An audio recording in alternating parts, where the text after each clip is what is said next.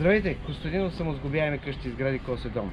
Днес ще ви представя няколко къщи, които са свързани с така наречените преместваеми сглобяеми къщи, които са реално се карат сглобени до мястото и начинът им за инсталиране е много по-бърз, отколкото тези до сега, които предлагаме.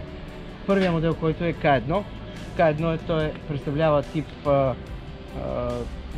прилича малко на алпийска къща, но не е съответно. Предимно се използва за къмпинги, за места, където е необходимо да сложиш бързо една къщичка за къмпингуване. Така, това е една веранда тук, която се вижда. Съответно, облицовките са с доста добро качество. Разбира се, тук има блиндирана врата. Първото нещо, което се забелязва, е банята с така наречената умна тоалетна, която също е включена в цената. Климатичната система отгоре, която се вижда. Така. И съответно вече влизаме в едно помещение, което може да бъде направено и като спалня с хол, или само като спалня с веранда, в зависимост от това, което има нужда самият клиент. Така, какво представлява? Ето тук се вижда как имаш високия таван на алпийската къща, само че в по-съвременен вариант, по-заобрени форми.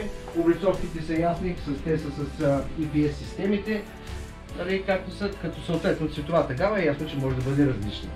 И накрая свършва с една верандичка, която е около 6 квадратни метра и е абсолютно достатъчно за двама човека като начин, като къщичка за двама човека.